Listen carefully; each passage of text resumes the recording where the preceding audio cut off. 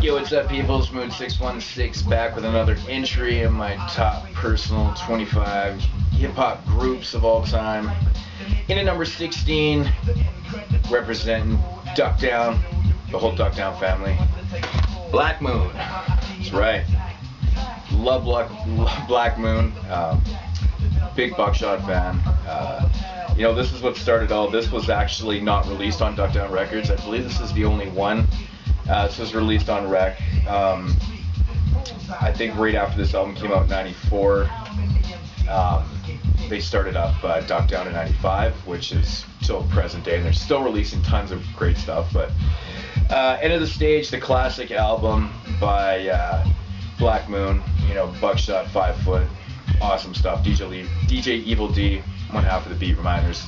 The Beat Miners production on this album is just fucking flawless, man. Awesome shit, man. Every song on this record is just, it's one of those records you can listen to straight through and never get bored because it's just so dope. Like I said, the Beat Miners back in the day were on some whole nother level shit, man. So, favorite songs of this record, man, I love, obviously you've got the props, End of the Stage, How Many MCs, Make Money, Slave is just so dark and grimy. Powerful Impact, it played on my show actually a couple weeks ago. Sung Get Wreck, every song on this is just fantastic. Love this record, classic. Everybody should have this in their collection.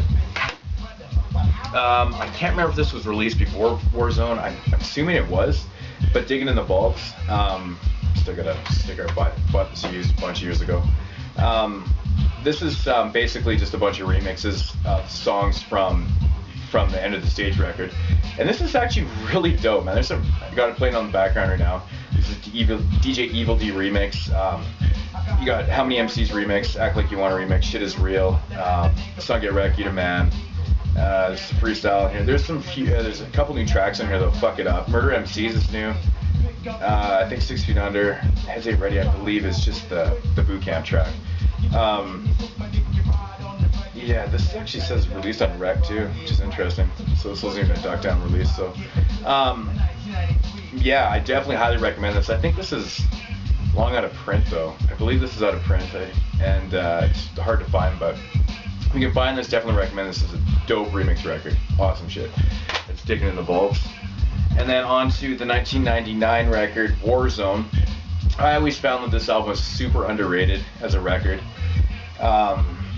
I don't know, I think it was like, I always, after Puff Daddy kind of ruined hip-hop in, 97 and created that whole fucking, pop culture, people were kind of getting away from it a little bit, and in 99, the sound was changing a lot. I think people were really trying to invent themselves differently, and I think a lot of albums in that time period got looked over, and I think this is one of them. I think Warzone was highly overlooked. I think this album's really dope though. Like it, I love Two Turntables and a Mic. I think that song's so fucking dope. Showdown with Q-Tip's dope. The Onslaught with Busta Rhymes. You got OGC members on here. I think it's a good record, man. It's got a totally different feel than End of the Stage, but then again, End of the Stage came out 5 years prior. Totally different sound.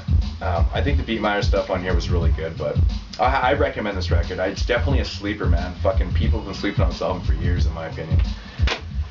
And then on to the Total Eclipse record, released about 4 years later, 2003. And this is like right in the middle of probably the worst years in hip-hop. I'd say 2003, 4, and 5 are probably the worst years ever in hip-hop, in my opinion. There is a lot of good albums in this time period, but so much shit and fucking terrible albums, man. Like I said, there was a few good ones.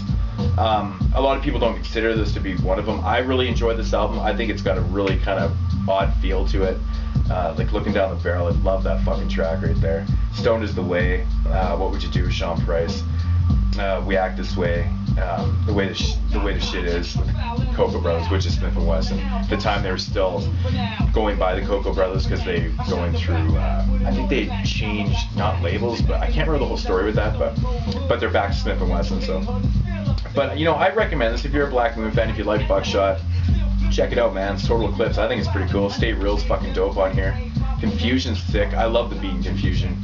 I highly recommend it. Pressure is tight. It's good. I think I'm actually gonna pop this in after. I like this record. you know, if you're a big Black Moon fan, I recommend getting, you know, these albums by Buckshot at least. You know, here's the first one. These are kind of just bonus records I'm showing here. The first Buckshot Ninth Wonder album, Chemistry. I like this album more than The Formula, like the two albums that they did together. I like the griminess of this album. This album's mixed really bad. It sounds kind of shitty. But I fucking love that, man. Like, coming from a mixing background, I know exactly, you know, what's going on with this record. I think it's just got some really dope tracks, man. Nowadays, Slippin', Side Talk, The Ghetto, Food for Comparison, or Food for Thought, No Comparison. It's just a string of really fucking dope tracks on this. It's grimy, it's dope. I highly recommend that. This album's definitely a lot more polished. It has a cleaner sound to it. Ninth Wonder stepped up his game and his mixing. Production, I find, isn't as good as that one. I like the beats a lot better on that one. This album's pretty cool though. I like it though. You know, Be Cool's cool. You know, there's some shiny notes, cool. Some good tracks. I highly recommend it if you're a Ninth Wonder fan and Buckshot. You know, if you like Ninth Wonder's beats, like a lot of people do. I think he's a little overrated in my opinion. I like him in small doses. Like, I like the early Big Brothers, the early Little Brother records. But you know, it is what it is. And then this solo record that I can't remember the year. This album, the BDI. I can't remember what year this album came out. It doesn't actually fucking say. I'm thinking it's after '99, maybe 2000, 2001, something like that. It's just a purely solo record. This album's really not that good, but you know, it's worth owning. It's a Buckshot record. You know, whatever. It's what it is. So that's number 16 in my list. Black Moon. I do recommend all these albums, for sure I do. You know, like I said, this one gets overlooked, and this one is highly, highly overlooked. But, you know, this is classic, bonafide classic. So, definitely check out these records. Black Moon, number 16, my favorites. Groups of all time. Moon616 signing off. Thanks for subscribing and watching. Peace.